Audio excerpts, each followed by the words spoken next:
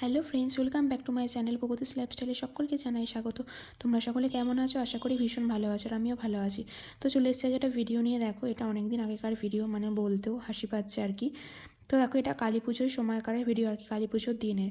তো ভিডিওটা মানে ছাড়তে গিয়েও আমার ভীষণ হাসি পাচ্ছে, অনেক দিন হয়ে গেছে বলে। কিন্তু আমি ভিডিওটা তুলে রেখেছিলাম তোমাদের সাথে শেয়ার করব বলেই। তাই মানে সমস্ত কিছু দ্বিধা মানে সরিয়ে রেখে আর কি ভিডিওটা আমি পোস্ট করলাম তোমাদের জন্য। তো পারলে তোমরা দেখো পুরো ভিডিওটা, আমার কিন্তু ভীষণ ভালো লাগবে। তো সময়ের অভাবের জন্য, তারপর অর্ণবের সামনে এক্সাম, তো আমি সেই কারণে ভিডিওগুলো একদমই পোস্ট করতে পারিনি। তো দেখো বন্ধুরা, এখানে দিদিভাই আর আমার নখর শাশুড়ি মিলে পুজোর সমস্ত জোগাড় করছিল। আর এরই মধ্যে খাবার তৈরি করে নিয়েছি রাতের বেলা আর কি। লুচি, এখানে আলুর দম হয়েছে, ছোলার ডাল হয়েছে। এগুলো রাতের বেলার জন্য খাবারগুলো করে রেখেছি দুপুরবেলায়। তো খাবারগুলো দুপুরবেলা করে রাখা তার একটা কারণ আছে, তোমাদেরকে পরে বলছি। তো দেখো, দিদিভাই এখন ঠাকুরের যে কাপড় পরেছে হনমন করে চলছে। তো চলছে হচ্ছে আমার বাবার বাড়ির দিকেই যাচ্ছে, যেহেতু আমার বাবার বাড়ির কাছাকাছি, তোমাদেরকে আগেই বলেছি। তো এখানে আমার এক ভাইপো আর কি ঠাকুর পুজো করে বলে ভীষণ মানে বায়না ধরেছিল। তার কারণে দেখো, দুর্গা ঠাকুরের পুজোর সময় যে শিব ঠাকুরটা হয় না, সেটাকে তুলে নিয়ে এসে এরকম ধরনের কালী ঠাকুরের মূর্তি বানিয়েছে আর কি আমার মায়েতে আর আমার ভাইপোতে দুজনে মিলে। তো যাই হোক, আমাদের বাড়িতে আর কি বাবার বাড়িতে তো শুভ ওষুধ হওয়ার জন্য মানে এক দাদার ছেলে হয়েছে আর কি। তো সেই কারণে পূজা করতে নেই। তো দিদিভাই গিয়েই আর কি পুজোটা করে দিচ্ছে, একটুখানি ঠাকুরকে ফুল দেবে, খেতে দেবে, এরকম ব্যাপার আর কি। অন্যান্য মানে বাউন ডেকে সেরকমভাবে পুজো না। তো বাচ্চা ছেলে বায়না করছিল, যার কারণে তার মনটা রাখার জন্য এরকম ভাব করেছে।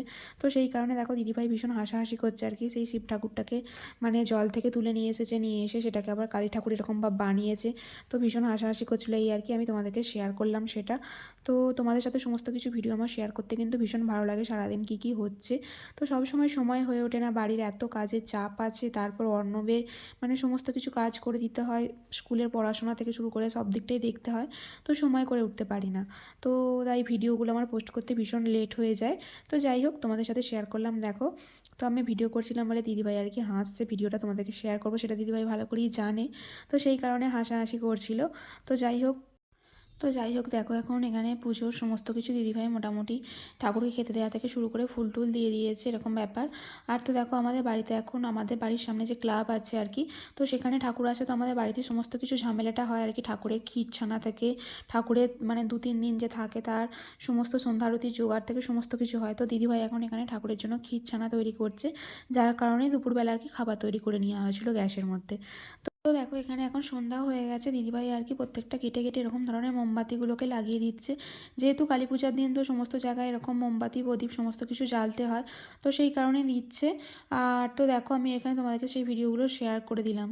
আর তো আমার কিন্তু ভীষণ ভালো লাগছে কালী পুজোর দিনের ভিডিওটা আর কি তোমাদেরকে শেয়ার করতে পেরে। তো করব কি করবো না সেটাই ভেবে পাচ্ছিলাম না, এতদিন হয়ে গেছে। তো যাই হোক, ভাবলাম তো ভিডিওটা তোমার জন্য যেহেতু তুলেছি, তো কী কী করেছিলাম সেটা তোমাদেরকে শেয়ার করি। তো দেখো, ছাদটা কিন্তু এত সুন্দর লাগছে এই দীপাবলির দিনকে আর কি। এরকম মোমবাতি জ্বালানোর কিন্তু একটা আলাদা সৌন্দর্য আছে। মানে যতই নানা ধরনের কৃত্রিম জিনিসপত্র উঠুক, কিন্তু এই মোমবাতির আলো কিন্তু ভীষণ দেখতে সুন্দর লাগে এই দীপাবলির রাত্রে।